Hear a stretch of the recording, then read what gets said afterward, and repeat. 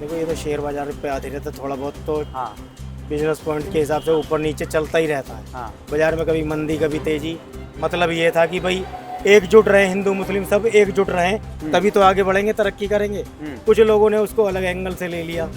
Corona काल में कुछ देश ऐसे हैं जो आज तक मंदी से उठ नहीं पाए, उभर नहीं पाए, लेकिन हमारे देश पर इसका कोई भी असर नहीं पड़ा।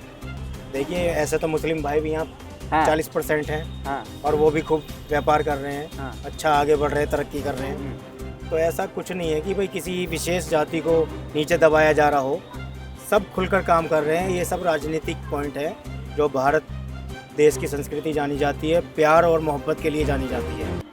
नमस्कार दोस्तों, स्वागत है आपका एनटीवी पर। मैं हूं आपके साथ अंश शर्मा और आप देख रहे हैं न्यूज़ ट्यूब भारत। और मेरे पीछे देख रहे हैं फूलों की दुकान। बिल्कुल त्योहार आ रहे हैं और फूल महकते हुए ना दिखाई दें बाजारों में तो ऐसा तो हो ही नहीं सकता। होली हो या दिवाली, फूल तो हमेशा खिलते हुए दिखाई देते हैं। तो आज इन फूलों की दुकान के बाहर ही कुछ लोग हमें मिले हैं, उनसे हम बातचीत करेंगे और जानेंगे कि माहौल क्या है। सर क्या नाम है आपका? अनिल शर्मा नाम है मेरा। अनिल शर्मा जी, कैसा राजू माहौल है? फ्लावर्स। माहौल कैसा है? माहौल ठीक है, अच्छा है माहौल। हम्म लोगों में है, उत्सुकता है फेस्टिवल की। फेस्टिवल्स आ रहे हैं लेकिन बिल्कुल। अभी थोड़ा सा ठंडा चल रहा है, लगता है कि 2-4 दिन पहले माहौल गर्म होगा। अच्छा मतलब बाजारों में रौनक आएगी। हाँ। अभी तैयारी चल रही है, स्टॉक भर रहे हैं हम लोग, हाँ, तो चल रहा है अभी काम। काम क्या करते हैं आप? हमारा अच्छा, आपका डेकोरेशन यही का बुके का है। काम है। ओके, तो काम सही चल रहा है? हाँ काम ठीक है। करवा चौथ पर तो चला होगा काम या नहीं? करवा चौथ पे काफी अच्छा रहा, है ना? काफी करवा अच्छा चौथ रिस्पॉन्स तो रहा। प्रेम का त्योहार है, फूल तो उस समय बिके ही होंगे। हाँ काफी, मतलब और सालों के मुकाबले बहुत अच्छा हम्म। रिस्पॉन्स मिला, बहुत अच्छा फेस्टिवल गया करवा चौथ। अच्छा, लॉ एंड ऑर्डर कैसा है यहाँ पे? जैसे एंड आप ऑर्डर- मेन बाजार में है इस टाइम, तो लॉ एंड ऑर्डर कैसा है यहाँ पे? एकदम परफेक्ट है, कानून व्यवस्था अच्छी है, ट्रैफिक कंट्रोल अच्छा है। हम्म।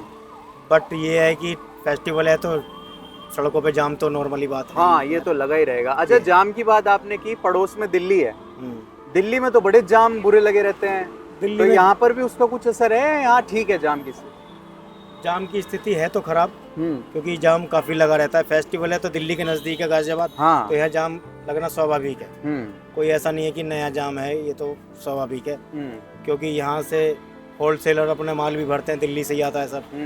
तो इस कारण कॉमर्शियल गाड़ी, अपना पर्सनल प्राइवेट गाड़ियाँ तो इस टाइम निकलती हैं काम हाँ। के लिए, तो जाम स्वाभाविक है। अच्छा, सियासत पे भी नजर बनी हुई है कुछ या नहीं? देश में क्या कुछ हो रहा है? राजनीति हर मुद्दे पे चल रही है। आम आदमी की बात होती है आज की राजनीति में या नहीं होती आपके साथ? आम आदमी की बात होती है, लेकिन अभी आम आदमी के लिए परफेक्ट कुछ खास स्टेप उठाए नहीं जा रहे हैं। अच्छा, हाँ। मतलब आप राज्य सरकार के बारे में बात कर रहे हैं या केंद्र सरकार के बारे में बात कर रहे हैं? देखो राज्य सरकार जैसे कि हमारे योगी आदित्यनाथ जी हैं, हाँ ये काफ़ी स्ट्रिक्टली हैं और ये काफ़ी अच्छा काम कर रहे हैं। हाँ। लेकिन अच्छा काम कर देने वाला भी तो चाहिए, कर देने के लिए भी आगे से ऑर्डर चाहिए। करेंगे, यहाँ पर उत्तर प्रदेश में अच्छी व्यवस्था है। अच्छा, योगी आदित्यनाथ का नाम आपने लिया, योगी जी पर और बीजेपी पर तो आरोप ये लग रहे हैं कि जो बहराइच में भी हिंसा हुई, अखिलेश यादव ने कहा कि वो बीजेपी द्वारा प्रमोटेड थी, मतलब बीजेपी ने उसको प्री प्लान करवाया। आप क्या मानते हैं इस पे? ये राजनीति है, इसमें एक दूसरे पे अदर पार्टी कीचड़ उछालती है। हाँ। और उछालती रहेगी, उसमें कोई नया नहीं है, ये सब आप लोगों को पता ही है। ये अरे- सब कीचड़ उछालने वाली बात है, ऐसे कोई करवाता नहीं है। हाँ। कोई अपनी पार्टी को बदनाम नहीं कराएगा, सब अपनी पार्टी को साफ लेकर चल रहे हैं और इनका कंट्रोल भी अच्छा है, बदमाशों पे अच्छा कंट्रोल। हाँ। अच्छा शर्मा जी, एक बात और बताओ, हिंदू राष्ट्र भारत अच्छा लगेगा या जो इस समय सेक्युलर भारत है वो ज़्यादा अच्छा लग रहा है? क्योंकि आजकल हिंदू राष्ट्र की बातें बहुत हो रही हैं। अभी बिहार में अररिया डिस्ट्रिक्ट में केंद्रीय मंत्री गिरिराज सिंह ने कहा है कि अगर भारत में रहना है तो हिंदू बन के रहना होगा। बीजेपी के और नेता भी कह रहे हैं, वो तो वहाँ पर एनआरसी लाने की भी बात कर रहे हैं। मतलब जो सेकुलरिज्म है भारत में, अब वो अच्छा नहीं लग रहा क्या लोगों को, जो इतने सालों से है, कि एकदम से हिंदू राष्ट्र बनाने की मांग उठ रही? जैसा है वैसे भी चल रहा है, सब मिलजुल कर काम कर रहे हैं, हिंदू मुस्लिम सब एक दूसरे के साथ ही रहते हैं। खैर ऐसा तो कुछ नहीं है, हिंदू राष्ट्र बन जाए तो भी ठीक है और ना बने ऐसे भी चलता रहे तो कोई जोर दबाव नहीं है, इसमें भी ठीक माहौल है और रहेगा। अच्छा, हिंदू राष्ट्र अगर बन गया, आप सपोज कीजिए बन गया, चेंज क्या आएगा? चेंज कुछ नहीं आएगा, हिंदुस्तान तो है, हिंदू राष्ट्र हाँ। बन गया है तो कोई नया तो होगा नहीं। हाँ। ये तो अच्छा ही रहेगा सबके लिए, भाई ये हिंदू राष्ट्र है, अच्छा, तो अब वो तो अब भी कहते हैं कि हिंदू यहाँ पर सबसे ज्यादा हैं, तो हिंदुओं का राष्ट्र तो ऑलरेडी है।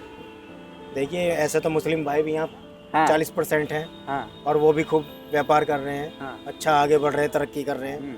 तो ऐसा कुछ नहीं है कि भाई किसी विशेष जाति को नीचे दबाया जा रहा हो, सब खुलकर काम कर रहे हैं। ये सब राजनीतिक पॉइंट है, बाकी सब अच्छा वो काम कर रहे हैं। फिर आशंका जताते हैं ना शर्मा जी की जैसे अफगानिस्तान में तालिबान है या पाकिस्तान में है, जो इस्लामिक कंट्रीज हैं, वहाँ पर माइनॉरिटीज़ के साथ जो जो होता है वो सब जग जाहिर है। अगर भारत भी हिंदू राष्ट्र बनता है तो फिर आरोप ये लगते हैं कि माइनॉरिटीज़ के हक छीन लिए जाएंगे, उनको बिजनेस नहीं करने दिया जाएगा, चूंकि आप एक बिजनेसमैन हैं। तो इस तरह से जब चीज़ें होती हैं तो लगता है हिंदू राष्ट्र का बनेगा तो मुसलमान या स्पेसिफिक जो माइनॉरिटीज़ हैं वो सुरक्षित नहीं रहेंगी देश में। नहीं, देखो वो कंट्री अलग हैं और हमारी जो भारत देश की संस्कृति जानी जाती है प्यार और मोहब्बत के लिए जानी जाती है। यहाँ एक दूसरे से मिलकर काम चलता है, एक दूसरे को सहारा लगाया जाता है, गिरे हुए को उठाया जाता है। हाँ। यहाँ पर ऐसा कुछ नहीं होगा, यहाँ पर सब मिलजुल कर ही काम करेंगे और एक दूसरे के साथ रहेंगे। बट ये राजनीति पार्टी है जो वो एक दूसरे को लड़वाती है, कई बार ऐसा होता है। और कुछ जिन पर काम नहीं है वो लोग कुछ खाली बैठकर उल्टा सीधा ही सोचते हैं, ऐसा कुछ नहीं है। देश तरक्की पे और आगे बढ़ेगा और मिलजुल कर ही बढ़ेगा। जैसे आप इस देश के वोटर हैं, यूपी के वोटर हैं, कांग्रेस का क्या भविष्य देखते हैं यूपी में? कांग्रेस का अभी कोई भविष्य नहीं है, क्योंकि कांग्रेस ने कुछ परफेक्टली जनता के लिए काम किए भी नहीं है। कांग्रेस के जो पुराने प्रधानमंत्री रहे, पूर्व प्रधानमंत्री देश के मनमोहन सिंह, संसद में उन्होंने कहा था कि देश में जो संसाधन हैं उन पर पहला हक माइनॉरिटी का है। और अब जो बीजेपी की सरकार है, नरेंद्र मोदी देश के प्रधानमंत्री हैं, वो अक्सर कई बार कह चुके हैं मन से कि बटोगे तो कटोगे। तो आप क्या मानते हैं, बीजेपी और कांग्रेस दोनों में से हिंदू मुसलमान की राजनीति कौन ज्यादा करता है या कोई नहीं करता? नरेंद्र मोदी ने नहीं कहा कि बटोगे तो कटोगे, नहीं कहा है। नरेंद्र ने कहा था फिर?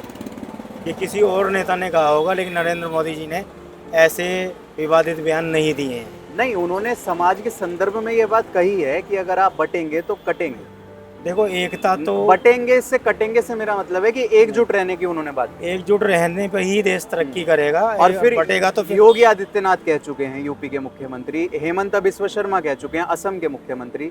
तो जब बीजेपी के नेताओं के ऐसे ऐसे स्टेटमेंट्स आते हैं, देखिए किसी भी एंगल से उसको अलग अलग लिया जाएगा तो फिर उस एक बात के कई पहलू निकलेंगे जी। उनका कहने का मतलब ये था कि भाई एकजुट रहे, हिंदू मुस्लिम सब एकजुट रहें, तभी तो आगे बढ़ेंगे, तरक्की करेंगे। कुछ लोगों ने उसको अलग एंगल से ले लिया, तो ये भी तो हो सकता है। ठीक है, मतलब सोच सोच का फर्क। सोच का फर्क। ठीक है, एक आखिरी सवाल। भारत की अर्थव्यवस्था 5वें नंबर पर आ गई है, ऐसा कहते हैं प्रधानमंत्री नरेंद्र मोदी। अब उनका टारगेट है कि इसको 3रे नंबर की अर्थव्यवस्था पर हम लेकर जाएंगे। मुझे बताइए, अगर भारत की अर्थव्यवस्था 5वें नंबर पर आ गई है, आपकी जेब पर इसका क्या असर पड़ा है? क्या पैसे ज़्यादा आने लगे हैं? महंगाई कम हो रही है?